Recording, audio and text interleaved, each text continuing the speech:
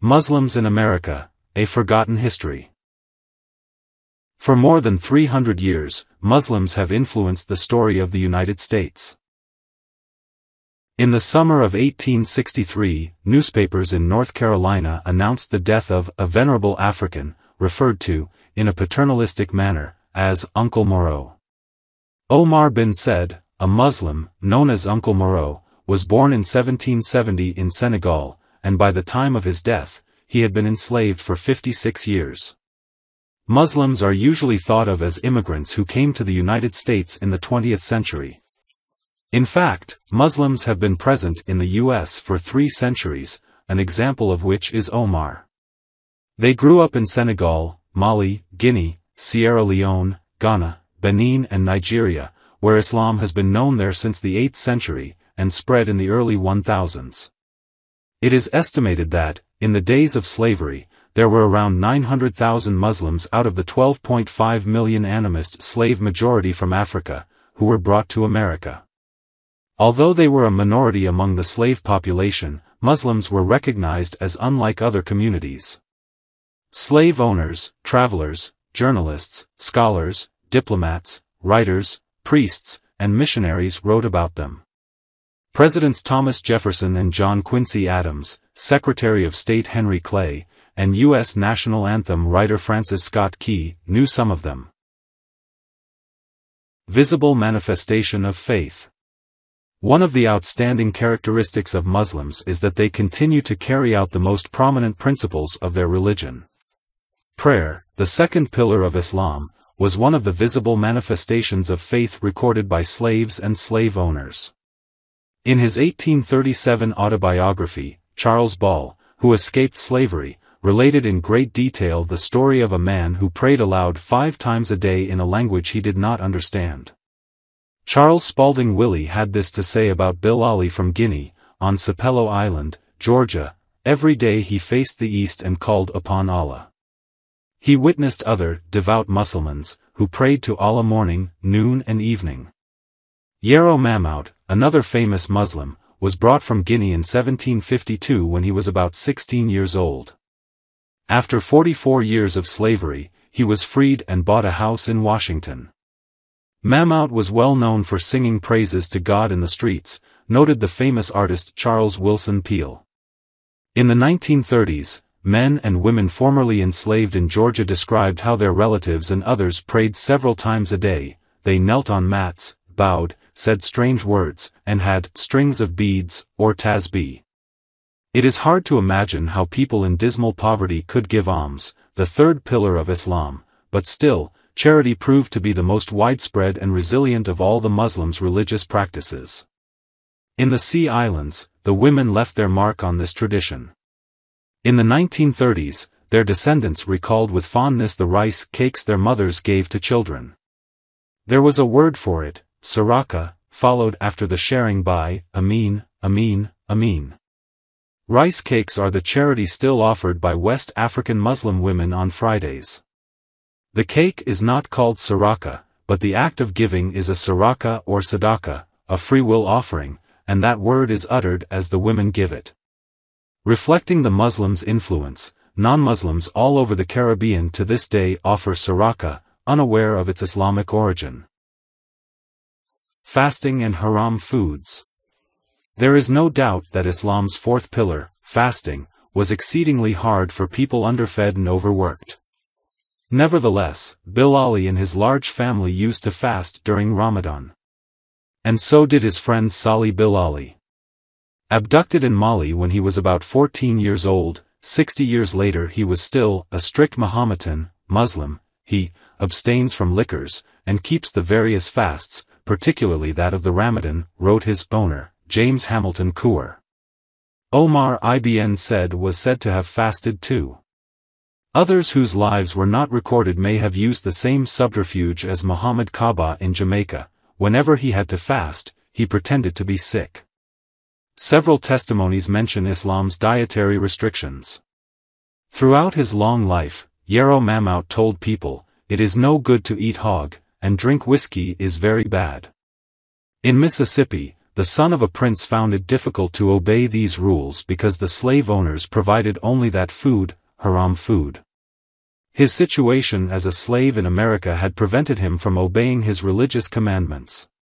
He was forced to eat pork, because nothing else was provided. But he refused to taste any alcoholic beverages. In South Carolina, a Muslim known as Nero was more fortunate. He was given a meal of beef. Distinguished by their dress. In addition to respecting the tenets of Islam, Muslims distinguished themselves, when possible, by the way they dressed. In Georgia, some women wore veils while men sported Turkish fez or white turbans. Each morning, Omar bin Said nailed the end of a long strip of white cotton to a tree and, holding the other end, wrapped it around his head, fashioning a turban. In 1733, the Senegalese Ayuba Suleiman Diallo insisted on being immortalized in his country dress, with a white turban and a robe. Likewise, some Muslims in Trinidad, Brazil, and Cuba were described as wearing flowing robes, skullcaps and wide pants. Curiosity and literacy. These Muslim slaves aroused much curiosity because of their literacy, an Islamic requirement since believers were required to read the Quran. This literacy was acquired in madrasa, school, and, for the most educated, in local or foreign higher education. This uniqueness set them apart from non-Muslim Africans as well as many illiterate Americans, both enslaved and free. A slave owner seeking a 30-year-old newcomer listed only one characteristic in an 1805 runaway notice: he was a man of serious countenance who wrote Arabic. In 1807, Ira P. Nash, a physician and land surveyor, informed Thomas Jefferson, in 3 letters and 1 meeting, of the plight of 2 Muslims. They had been captured in Kentucky, but then escaped to Tennessee where they were imprisoned and escaped twice more. Nash gave Jefferson 2 pages they had written in Arabic. Among them was a short chapter of the Quran, Al-Nas, Humanity, which speaks of protection from God and evil, a perfect analogy for their situation. Writing for fellow Muslims. Today, manuscripts, from Brazil and Panama to the Bahamas, Trinidad and Haiti, still exist. Written by anonymous Muslims and a few known ones, they cover Quranic chapters, prayers, talismans, invocations, and admonitions for the Muslims to remain faithful to Islam. Several are linked to the 1835 Muslim uprising in Bahia, Brazil. Around 1823, Muhammad Kaba Saganugu, who was captured in 1777 on his way to Timbuktu, Mali, West Africa, and deported to Jamaica, wrote a 50-page document in Arabic. Addressed to the community of Muslim men and women, the document contains instructions on ablution, prayer, marriage, and commentary and references to classical Islamic texts. In the U.S., Salih Bilali, a Muslim plantation slave, wrote a 13-page document, part of the work of Ibn Abu Zayd al-Qayrawani from 10th century Tunisia. Bilali could read Arabic, and had a copy of the Quran in that language. The unintentional mention of the Quran on this remote plantation raises the question of where they got it. Perhaps, as other memorizers of the Quran did in America, they wrote it down themselves. Few Muslim slaves became famous. But many others, despite their achievements, remained anonymous. William Brown Hodgson, a former diplomat in North Africa and a slave owner, stated in 1857, "There are some learned Muslim slaves who have been brought to the United States." He had tried to obtain information from Muslims but had to give up because of the hostility of slave owners. Defying stereotypes. While literacy did not free Omar bin Said, it did improve his situation. After he escaped in 1810 from a wicked man, an infidel who did not fear Allah, Omar was captured and thrown into prison as a fugitive. The brother of a North Carolina governor bought him, gave him light tasks, and provided him with Christian papers and preaching. Omar's 1831 autobiography, written in Arabic, subtly denounced his slavery with the help of Surat al-Mulk, which states that God has power over all, essentially refuting the supremacy of its owner. Omar also owned a Quran, which was said to be his most prized possession. Interestingly, his last known manuscript, in 1857, was Surat al-Nasr, the victory, as in the victory of Islam over the infidels and other enemies. To be sure, the stereotype of Africans as uncivilized pagans that was used to justify their enslavement did not sit well with educated, monotheistic people. A forgotten history. Over time, the story and even the presence of African Muslims in the Americas faded from memory. But since the tragedy of 9/11, there has been a growing interest in this forgotten history, a stunning discovery to most.